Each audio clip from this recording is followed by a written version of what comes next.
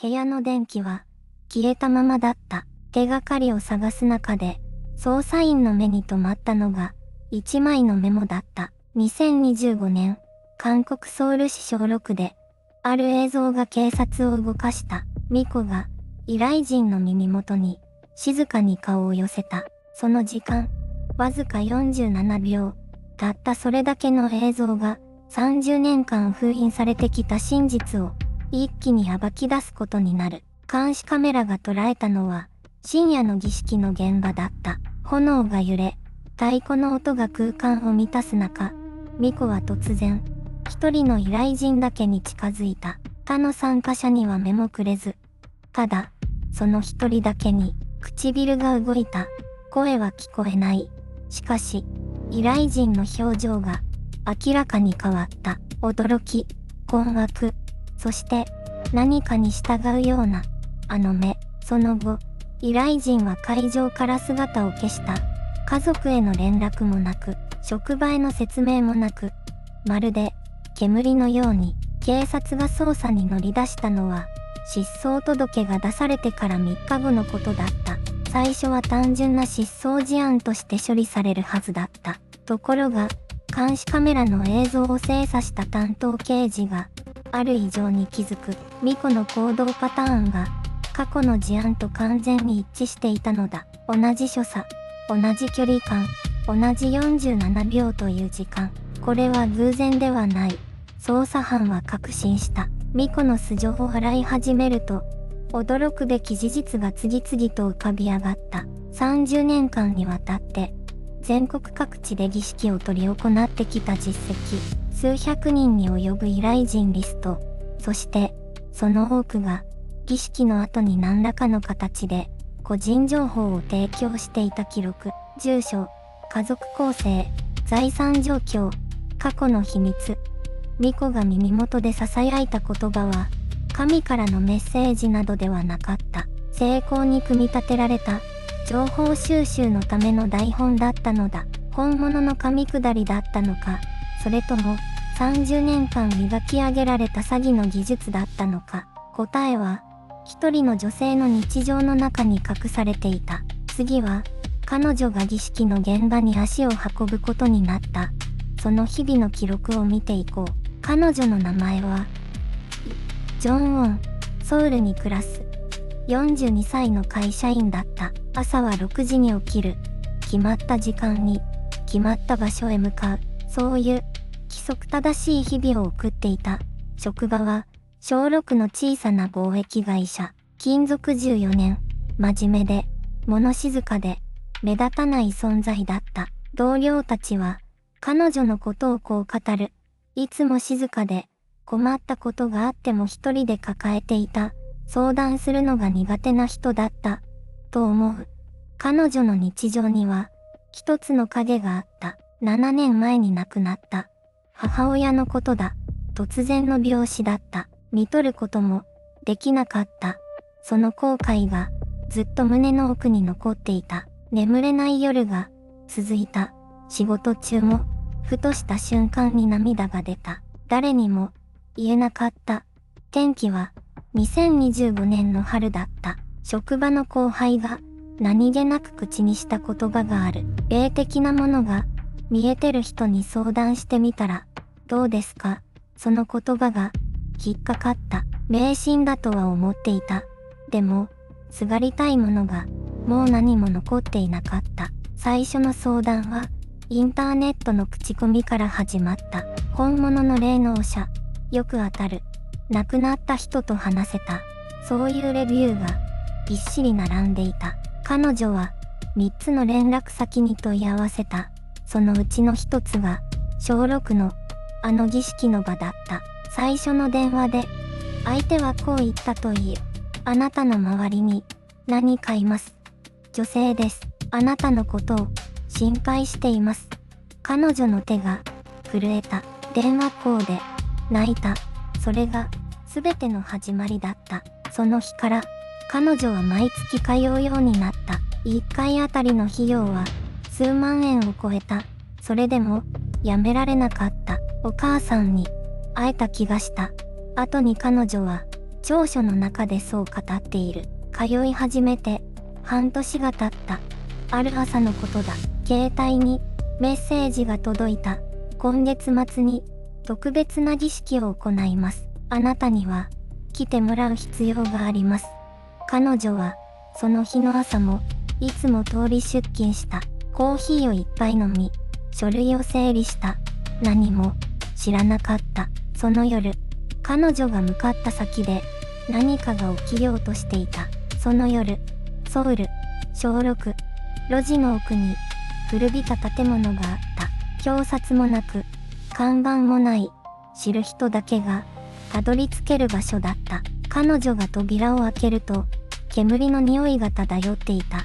線香と何か甘ったるい香りが混じり合い、空気が重かった。部屋の中には、すでに数人がいた。皆、静かに座り、前を向いていた。誰も、言葉を発しなかった。巫女堂が現れたのは、それから少し経ってからだ。白い衣装をまとい、ゆっくりと歩いてきた。目が、座っていた。儀式は、始まった。鈴の音が響いた。太鼓の低い振動が、床を伝った。呼吸が、自然と浅くなる。その場にいた全員が、息を飲んだ。儀式が進む中で、巫女堂は動き始めた。参加者一人一人の前を、ゆっくりと通り過ぎていく。ただし、立ち止まりはしなかった。彼女の番が来た時、だけは、違った。足が、止まった。巫女堂は、ほんの少しだけ身をかがめた。そして、耳元に、顔を近づけた。何かが、囁かれた。47秒間。その間、周囲の音が遠くなったと、後に彼女は語っている。太鼓も、鈴も、人の気配も、全部が霞んでいったと。ただ、その声だけが、鮮明だった。翌朝、彼女は姿を消した。職場に連絡はなかった。自宅にも、戻らなかった。最初に異変に気づいたのは、同じ職場の同僚だった。几帳面な彼女が、何の連絡もなく欠勤するのは、初めてのことだった。1日が、過ぎた。2日が、過ぎた。3日目の朝、同僚は警察に連絡を入れた。おかしい。絶対に、おかしい。と、声を震わせながら、捜査員が最初に向かったのは、彼女の自宅だった。郵便受けには、3日分の郵便物が溜まっていた。部屋の電気は、消えたままだった。手がかりを探す中で、捜査員の目に留まったのが、一枚のメモだった。テーブルの上に、丁寧に置かれていた。そこには、あの夜向かった場所の住所が、書かれていた。捜査の矛先は、その建物に向いた。そして、建物の内部に設置されていた防犯カメラの映像が、確認されることになる。47秒の記録が、すべてを変えようとしていた。防犯カメラの映像が、捜査員の手に渡った。それは、2025年の初頭のことだった。ソウル、小6、古い建物の一室。その内部に設置されていた小型カメラが、すべてを記録していた。捜査員は、映像を再生した。最初は、何も変わらない光景だった。祈祷の場に集まった人々、煙、揺れる炎、ありふれた、儀式の風景。ところが、47秒の映像に差し掛かった瞬間、捜査員の手が止まった。画面の中で、巫女が一人の依頼人に近づいていく。他の参加者には目もくれず、その人物だけに歩み寄る。距離が縮まる。さらに縮まる。そして、耳元に、口を寄せた。その間、47秒、依頼人の表情が、わずかに変わった。驚きとも、恐怖とも取れる表情だった。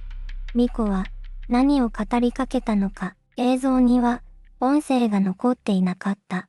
唇の動きだけが、沈黙の中に刻まれていた。捜査が本格的に動き出したのは、その映像が確認されてから48時間後のことだ。警察は、巫女の身辺を洗い始めた。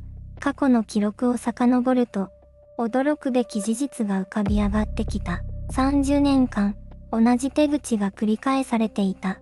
依頼人に近づき、耳元で何かを囁く。その後、依頼人は必ず、個人情報を巫女に提供していた。口座番号、家族構成、資産の内訳、時には、家の鍵まで。それは、神下ろしではなかった。精巧に設計された、信頼の搾取だった。捜査員の一人は、後にこう語っている。あれほど巧みな手口は、見たことがなかった。と、巫女は、依頼人の弱みを瞬時に読み取っていた。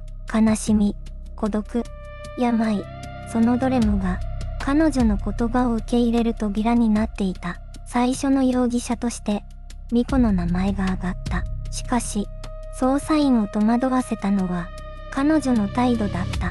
動揺もなく、否定もなく、ただ静かに座っていた。まるで、全てを知っているかのように。そして、捜査員が決定的な問いを投げかけようとした。その時だった。彼女は、口を開いた。その夜、私はここにいなかった。アリバイの主張が、始まろうとしていた。その夜、私はここにいなかった。巫女の声は、低く、しかし揺らがなかった。捜査員は、一瞬、言葉を失った。容疑者が、自らアリバイを口にした。それは、用意された答えのようだった。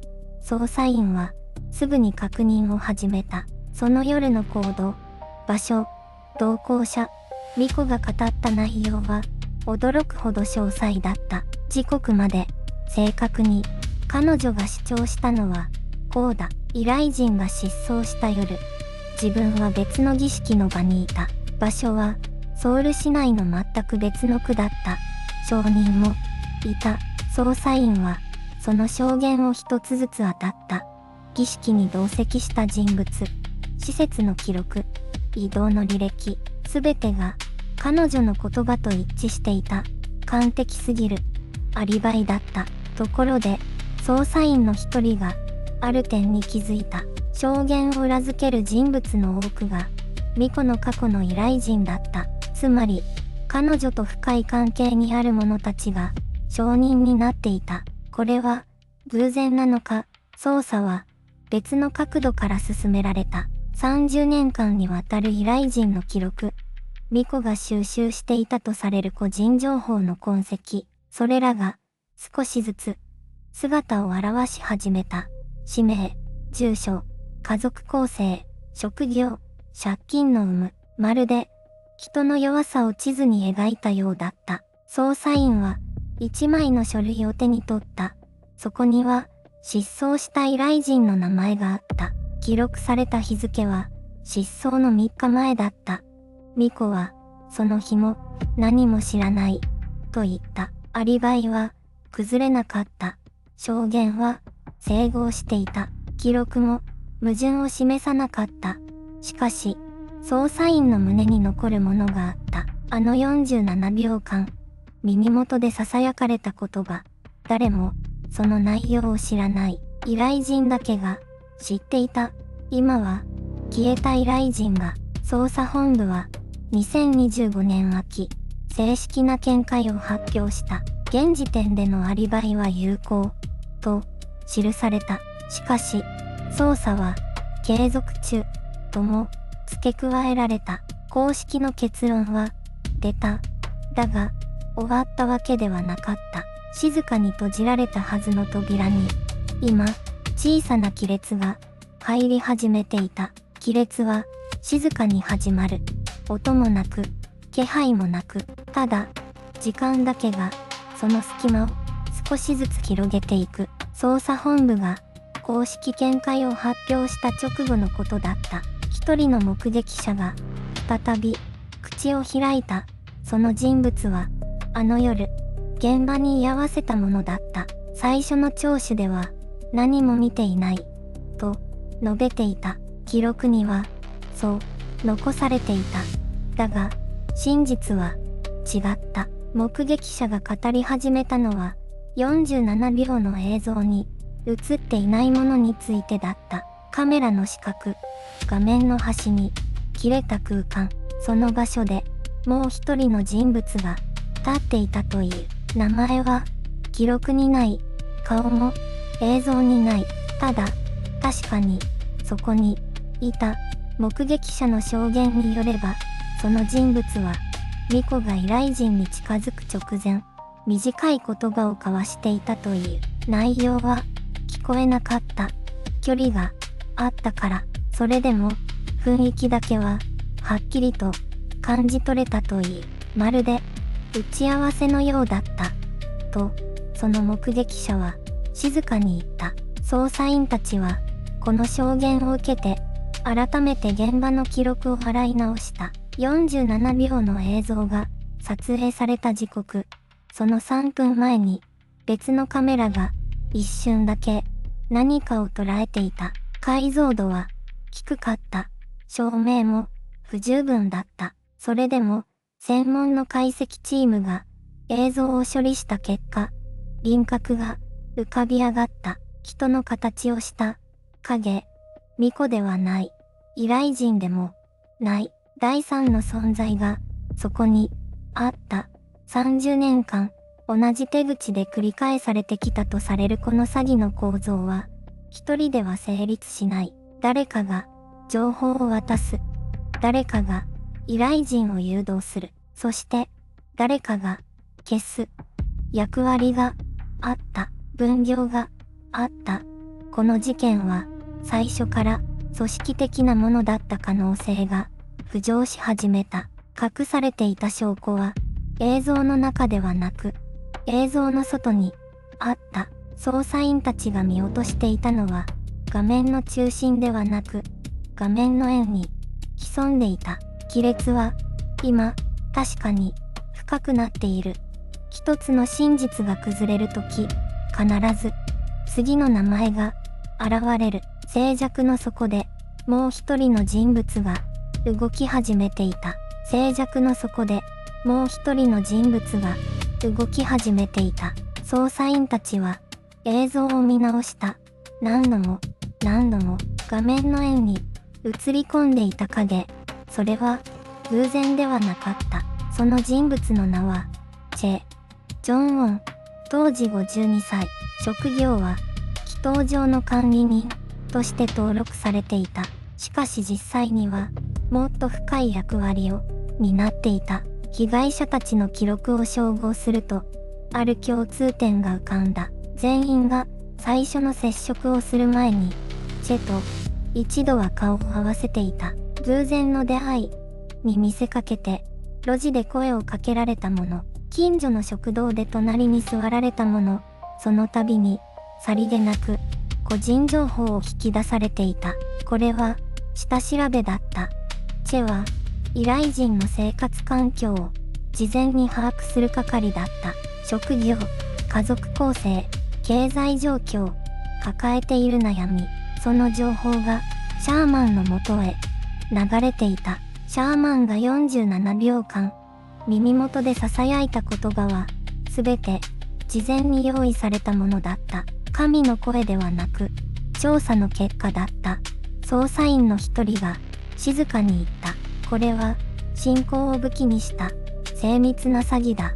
と、チェの携帯端末からは30年分に及ぶ膨大な記録が見つかった。依頼人の名前、住所、家族の名前、借金の額、ファイルは暗号化されていたが、解析の末、すべてが開かれた。被害者の数は当初の予想を大きく超えていた。そして、もう一つの事実が明らかになった。被害者の一人、失踪した依頼人の女性、彼女の名前もそのリストの中にあった。チェが書き込んだとされる日付は、彼女が祈祷場を訪れる3週間前だった。つまり、すべては最初から決まっていた。偶然はなかった。導かれた気持ちもなかった。ただ、精巧に設計された罠だけがそこにあった。亀裂は深くなり続けている。組織の輪郭が少しずつ、しかし確実に浮かび上がってきた。チェの背後には、まだ名前のない存在が潜んでいる。次の扉を開けたとき、この事件の本当の中心が姿を表す名前が浮かんだ。チェ。その一文字が30年という歳月を背負っていた。捜査官たちは記録を広げた。最初の被害者の証言から最後の失踪まで全ての点が一本の線でつながっていた。偶然はなかった。その線の端にいつも同じ場所が映っていた。小6のあの祈祷場だ。監視カメラの映像が再生される。47秒。チェが依頼人の耳に唇を寄せる。その瞬間だけ画面の空気が変わった。捜査員の一人がその場面で再生を止めた。何度も止めた。声の分析はできなかった。距離が遠すぎた。音声はほぼ拾えていなかった。だが、その直後の依頼人の表情が全てを語っていた。目が揺れている。唇がわずかに動く。そして彼女は立ち上がった。迷いなく扉の方へ歩いていった。まるで命令されたように捜査班はチェの過去をさらに掘り起こした。出てきたのは一枚の名簿だった。氏名、住所、家族構成、資産状況、そして弱点という欄まで丁寧に記入されていた。30年分、172人分。チェは神の言葉を語っていたのではなかった。人間の最も深い恐怖を読んでいた。事前に集めた情報を儀式の言葉に変えて囁く。相手はなぜ知っているのかと震える。神だと信じ込む精巧な罠だった。だが捜査はそこで止まらなかった。名簿の中に見覚えのある名前があった。捜査員の一人が息を飲んだ。それはチェ個人の仕事ではなかった。情報を買う側がいた。使う側がいた。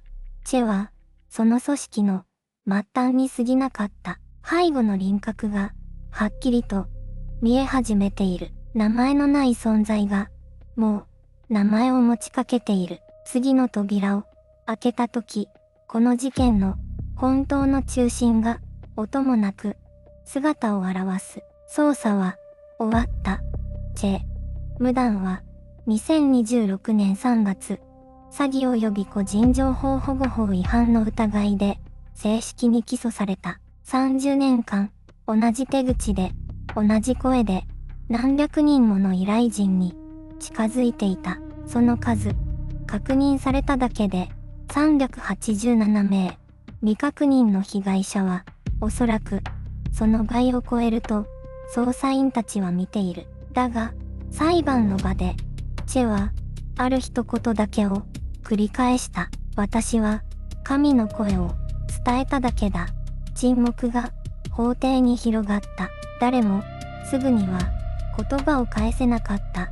CCTV の映像は証拠として提出された。あの47秒間の映像が法廷のスクリーンに映し出された瞬間、傍聴席から小さな息を飲む音が聞こえた。映像の中のチェは静かだった。穏やかだった。まるで本当に何かとつながっているかのように見えた。それが最も恐ろしいことだった。と、担当検事は後に語っている。嘘の顔が信仰の顔と全く同じだった。と、依頼人たちの名簿は複数の第三者組織に売り渡されていた。金融、医療、保険、あらゆる業界の影の部分にその名前は流れていた。組織の全貌はまだ解明されていない。チェが供述したのは自分が直接やり取りした3つの窓口だけだった。その先に誰がいるのか、その先の先に何があるのか。捜査は続いている。失踪した依頼人、イさんは事件から4ヶ月後、ソウル市内で保護された。記憶の一部に空白があった。何を囁かれたのか、本人は今も語っていない。語れないのか、語りたくないのか、それとも本当に覚えていないのか。誰にもわからない。ただ一つ、確かなことがある。あの47秒間は、映像として残った。音声は、最後まで、復元されなかった。耳元に吹き込まれた言葉は、記録の外に、今も、存在し続けている。事件は、閉じた。だが、扉の向こうに、まだ、何かが、息をしている。次の章で、この物語の、本当の輪郭を、語る。あの事件から、1年が過ぎた。ソウル、小6。あの路地は、今も静かに、息をしている。表札は変わった。看板も、消えた。だが、石畳の上に残る、わずかな焦げ跡だけが、かつてそこで何かが燃えていたことを、無言で証明し続けている。ミコは、起訴された。詐欺罪、個人情報保護法違反、そして恐喝の疑い。30年にわたる、静かな犯罪の記録が、法廷の場で、1枚ずつ、めくられていった。被害者の数は、最終的に、147名に達した。年齢は、20代から80代まで、職業も、住む場所も、信仰も、バラバラだった。ただ一つ、共通することがあった。全員が、あの耳元の言葉の後、何かを失っていた。依頼人の一人、キムボーは、事件発覚後も、長く沈黙を守った。警察の聴取に対し、彼女はただ一言だけ答えたという。聞こえた言葉は、本物だった。と、それが、記憶なのか、暗示なのか、あるいは、信仰なのか、誰も、判断を下せなかった。裁判は、2026年の春、結審した。判決は、執行猶予なき。実刑、傍聴席は、静まり返っていた。泣く者も、叫ぶ者も、いなかった。ただ、一人の老婆が、法廷の隅で、目を閉じたまま、ゆっくりと、唇を動かしていた。何をつぶやいていたのか、記録には、残っていない。47秒の映像は、今も、証拠庫の中にある。音声は、最後まで、復元されなかった。語られなかった言葉は、どこへ行ったのか、消えたのではない。と、私は思う。ただ、別の誰かの、耳の奥で、まだ、静かに、生き続けているのかもしれない。扉は、閉じた。でも、鍵は、まだ、誰かの手の中に、ある。